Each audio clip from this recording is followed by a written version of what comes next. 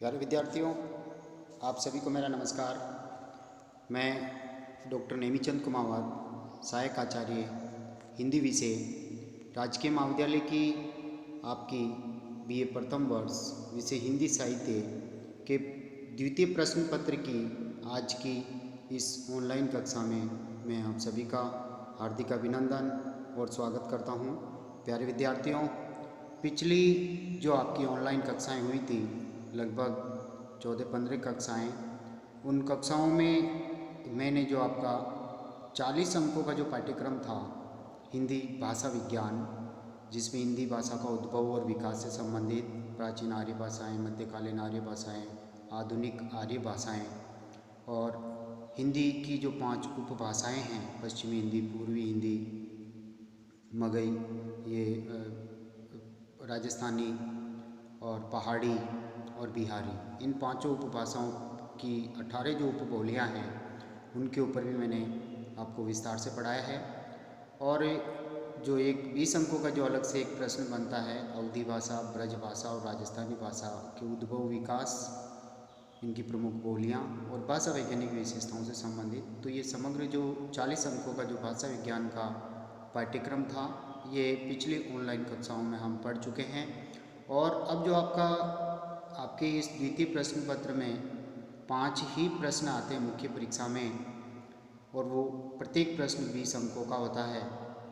तो 60 अंकों का आपके हिंदी साहित्य का संक्षिप्त इतिहास है, जिसको आज हम आरंभ करने जा रहे हैं। और आज की इस ऑनलाइन कक्षा में मैं आपके समक्ष लेकर आया हूँ हिंदी साहित्य के इतिहास का काल विभाजन।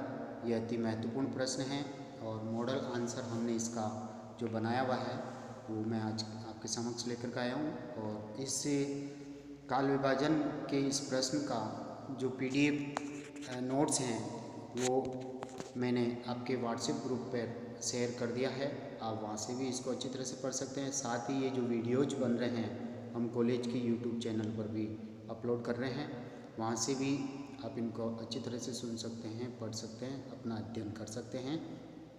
तो आइए विद्यार्थियों, हम शुरू करते हैं। हिंदी साहित्य के इतिहास का काल विभाजन करते हुए इससे संबंधित मतों की व्याख्या कीजिए या विवेचन कीजिए या समीक्षा कीजिए। हिंदी साहित्य के काल विभाजन को प्रस्तुत कीजिए, इस तरह का प्रश्न आता है।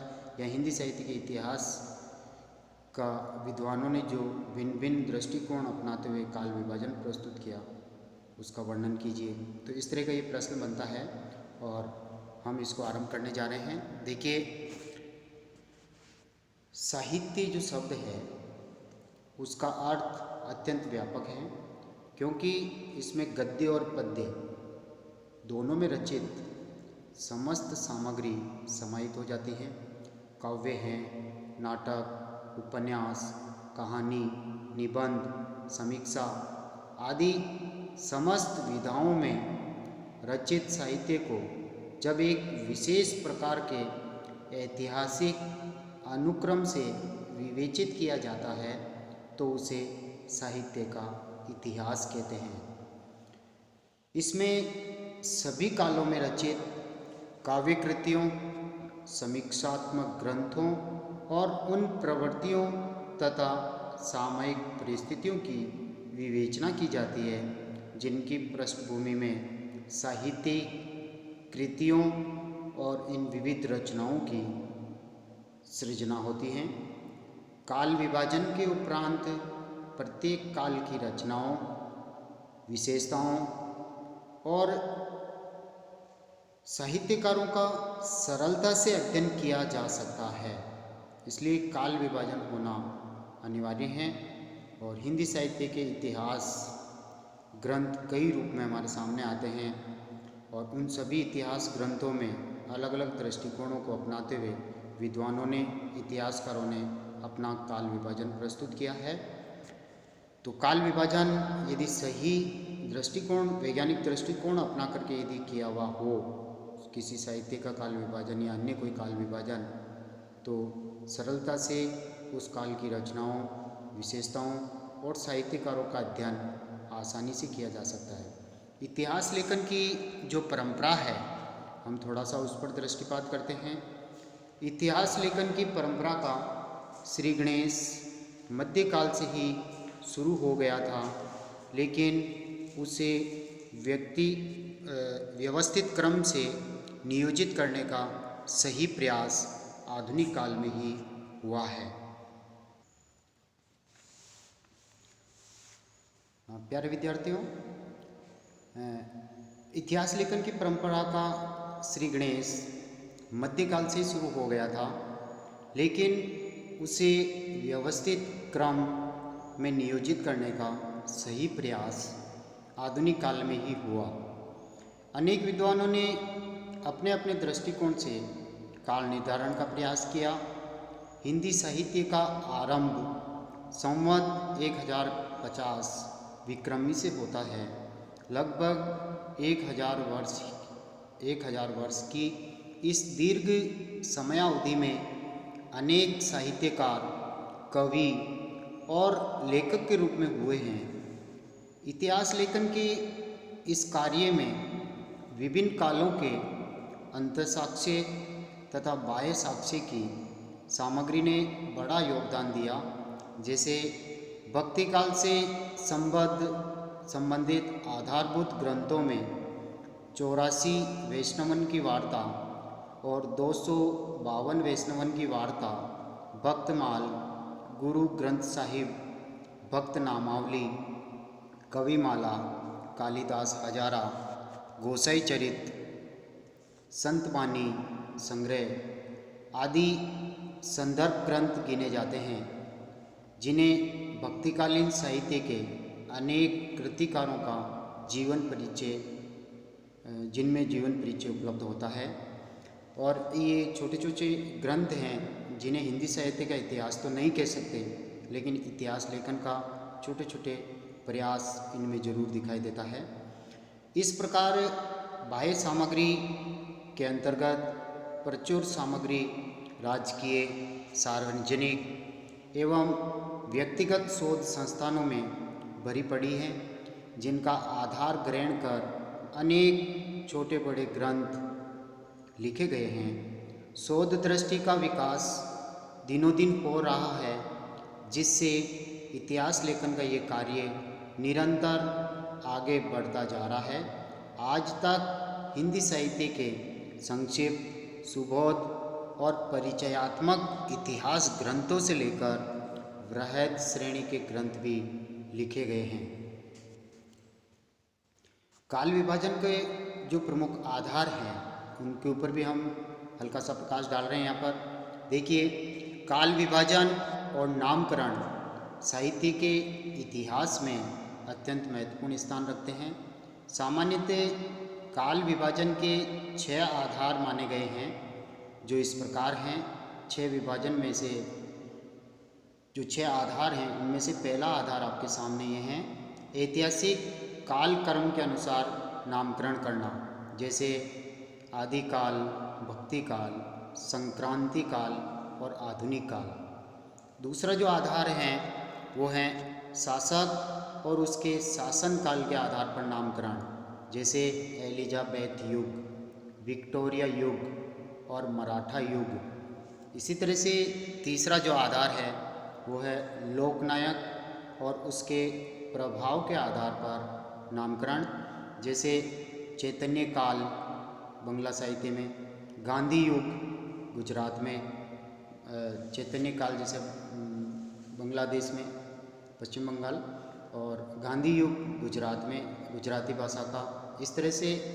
और चौथा आधार है हिंदी के प्रमुख रचनाकार और उसके प्रभाव के आधार पर भी नामकरण किए जा सकते हैं, जैसे रविंद्र युग रविंद्रनाथ टैगोर जी के नाम पर, भारतेंदु युग भारतेंदु हरिश्चंद्र जी के नाम पर, द्विवेदी युग महावीर प्रसाद द्विवेदी जी के नाम पर।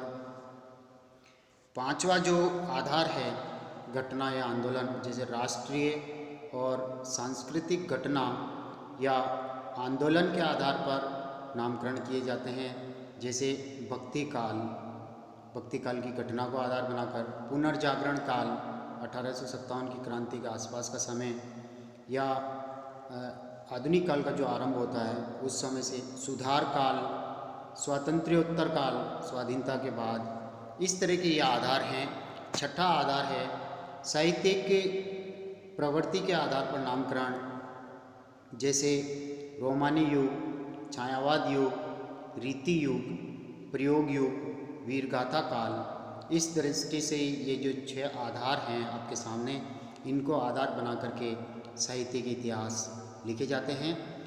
और इस प्रकार काल विभाजन के आधार, कर्ता, प्रवृत्ति, विकासवादिता आदि कुछ भी हो, किंतु किसी एक आधार को सर्व स्वीकृति की श्रेणी में नहीं रखा जा सकता। अतः काल विभाजन में समन्वित पद्धति को काम में लेना अधिक सुविधाजनक है।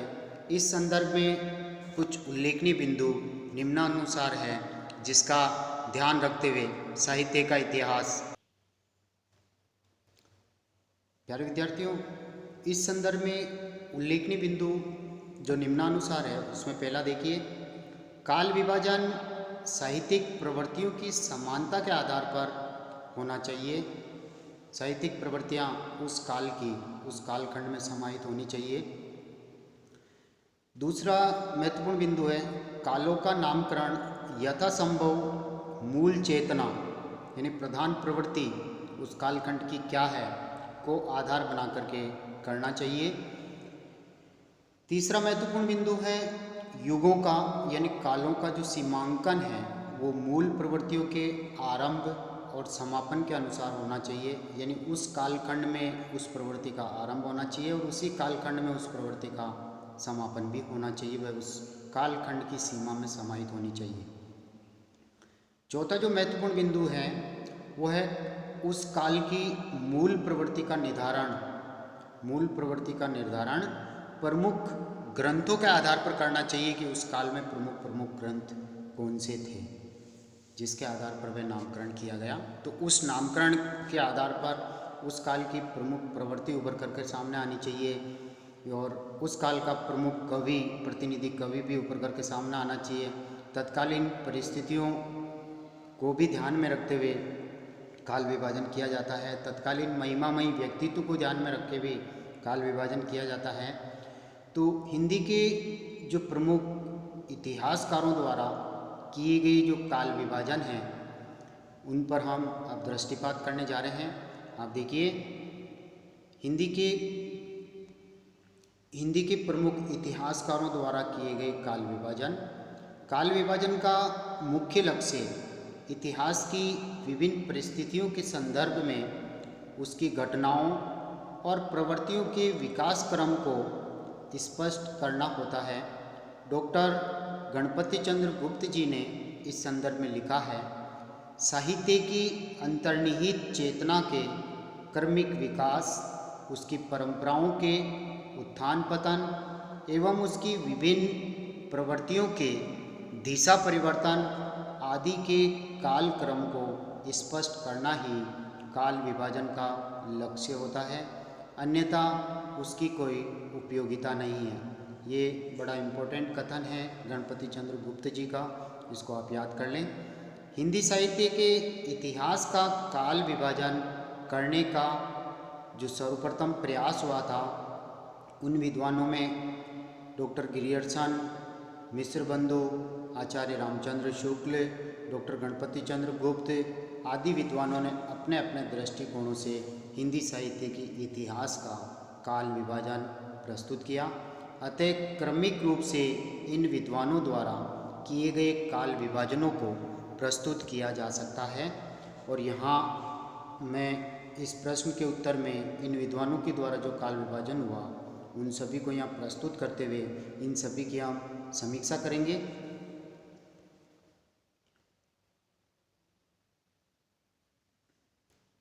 देखिए, पहला विद्वान यहाँ है हमारे सामने, फ्रांसीसी लेखक गार्सा दे तासी। ये पहले विद्वान हैं जिन्होंने हिंदी साहित्य के इतिहास का काल विभाजन करने का प्रयास किया। तो प्यारे विद्यार्थियों, हम आज की इस ऑनलाइन कक्षा को यहीं समाप्त करते हैं। अगली जो ऑनलाइन कक्षा हमारी आरंभ होगी वो इन प्रमुख विद्वानों के द्वारा किए गए काल विभाजन से हम आरंभ करेंगे। आज की जो ऑनलाइन कक्षा हिंदी साहित्य के इतिहास के काल विभाजन के कौन कौन से मूल आधार हो सकते हैं, किन किन बातों का हमें ध्यान रखना चाहिए, इतिहास क्या है, इतिहास किसे कहते हैं, कालखंड में क्या सामग्री समाहित होती है, किस आधार पर कालों का नामकरण और विभाजन होता है, इस पर हमने आज फोकस किया है, आज विस्तार से प्रकाश डाला है। अगली जो ऑनलाइन कक्षा होगी उसको हम इसी बिंदु से आरंभ करेंगे ताकि एक ही धारा प्रवाह में आप इसको अच्छी तरह से याद कर सकते हैं, अच्छी तरह से पढ़ सकते हैं और समझ सकते हैं। जय हिंद, जय भारत।